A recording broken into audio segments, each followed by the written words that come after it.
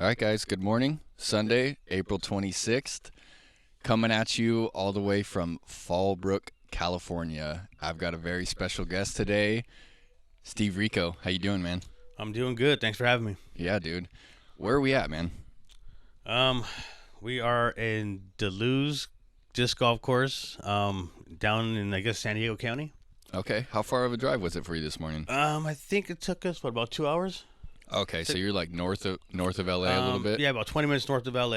It took us a couple hours to get here. It was actually smooth, with nobody on the roads.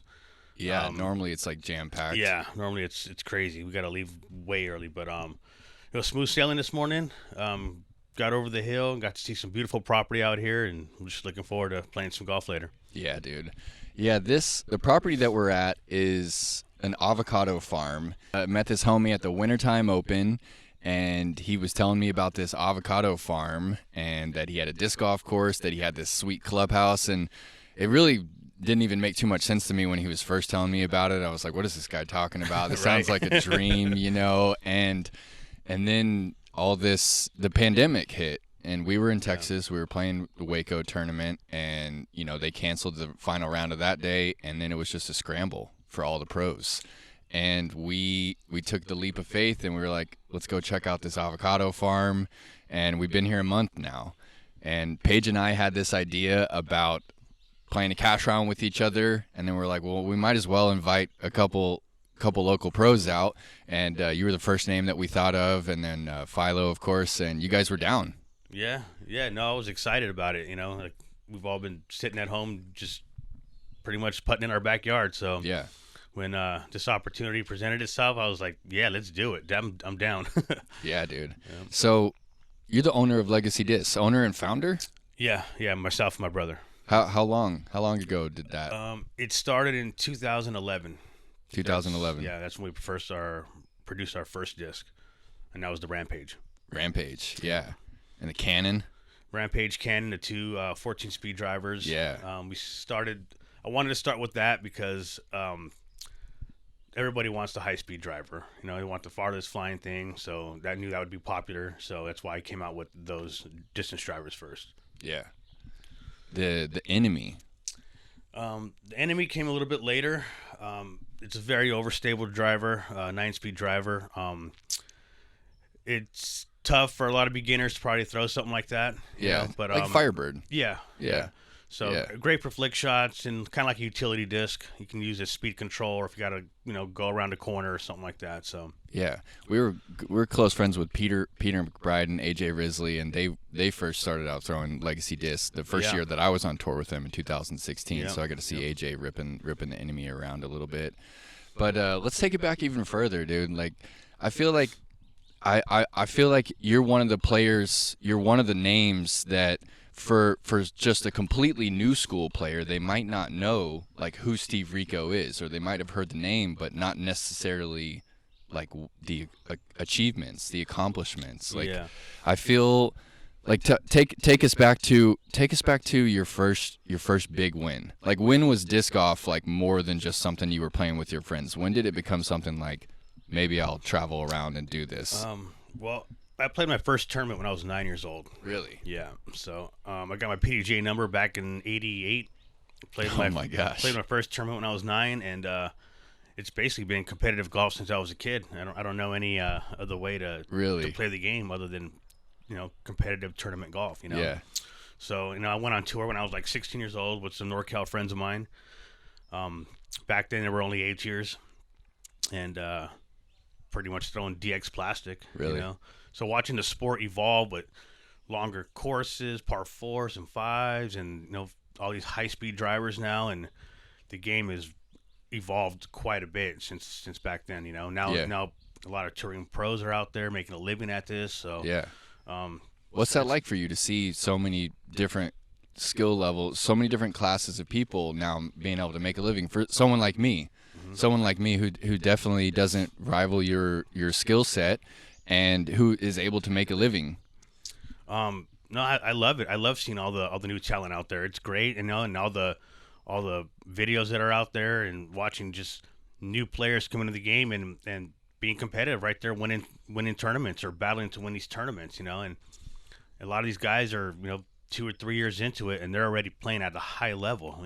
Yeah. So the game is changing quickly, and It is. And for a player like myself, I've gotten older. I have to constantly go out there and evolve my game and get better at every aspect of my game if I want to keep up. So Yeah. but it's great to see. I love it.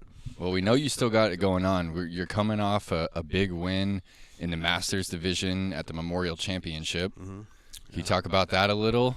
Talk about that Yeah. final round. I started off with the lead, and I had it pretty much the 5 whole strokes? time. Yeah. You went in with 5 strokes, right? Yeah, I pretty much had the lead the whole way through. But I knew the last round KJ was going to put it on me. He had nothing to lose, so I knew he was going to go for some shots and make some stuff happen. And he's a great player, and he did. He caught me. He actually passed me, and I ended up getting a stroke back, and we had to go in a sudden death playoff.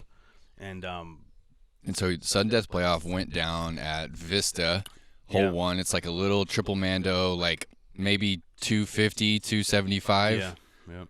So he went. He went first, I think. Yeah, I think he went first. He put it in a circle. It's an easy shot, and I just threw mine into the ground. I was hoping to get that skip on that thin grass, but it kind of just, I hit it with the wrong angle, and it just buried itself. But I was fortunate to make that huge long putt and keep it going in extra holes. Dude, like 130-footer or something. That was huge. It started off at about 80, but once you get back to the parking lot, the numbers go up. It turned into 130-foot putts. That's awesome. But it was a big putt, definitely. Yeah. But, that's just one of many big tournaments that you win. I know that you're a 2-time Japan Open champion. Yeah. We're talking 2002. 2002 and 2006. And those were both majors. Yeah. Do you have any other majors? No, those are my 2 majors right there. Yeah. I've been runner-up at the U.S. Open and Worlds. At USDGC, you were runner-up to who? Brinster won that year. Oh, okay. Yeah. What year was that? Not quite. That wasn't that long ago then. About 4 or 5 years ago, maybe. Yeah. But we battled that whole way through. There was a few of us right there, and he went into the last hole with the 3-stroke lead, and played it safe and got the victory. But I was pretty proud of him. I was happy for him because me and him kind of been doing this for the same amount of time. And really, yeah, I was happy to see him. If it wasn't me, I'd rather see him winning. So, that's pretty special. Yeah. Cool, man. Well, today we are playing 2 rounds of 18 at the Duluth Disc Golf Course, and this is backyard disc golf at its finest, I would say. I know you haven't seen the course yet, but it's one of those courses. It's definitely a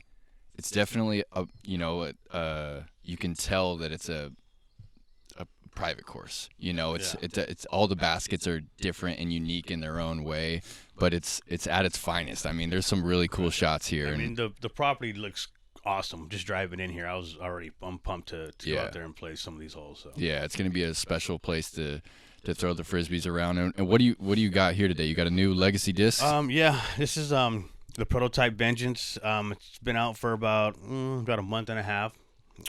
We've had to do a couple different modifications to it, but we're gonna have a big release on the Pro Shop here in the next couple of weeks with a special blend, special die. So make sure and check that out. Sweet. It's like a 9-speed. It's like pretty flat, board flat. Yeah, you see for the camera here. It feels good. You said it's like a Thunderbird? Close to something like that. Class? Yeah. I haven't really put numbers to it yet because we're still messing around with it. But it's like a faster version of our rival, I guess you would say. Sweet.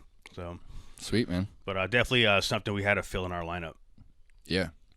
Well, hopefully we can get back to it soon, man. You said that things have kind of been slow for you and your business. Yeah, things have been with this whole thing going on. It's definitely slowed down, and I've talked to a lot of other owners of their companies, and everybody's kind of in the same boat. And we're just kind of waiting for this thing to get over, so we can all get back to some disc golf and doing what we do. Yeah. And getting a pizza, sitting down and watching some football. Absolutely. Did you watch the draft? No, I did not. You got a team? I'm a Raiders guy, bro. Okay. Yeah. They're going to, even though they're going to, are they going to Vegas? They're going to Vegas, yep. Yeah. You're gonna follow them to Vegas? I love Vegas too. Nice. Can't wait till that opens back up. Yeah, no doubt. Well, thanks for being here with us today, Steve. And I'm stoked to play with you today, man. Yeah, I can't wait, man. It's gonna be a good time. Sweet.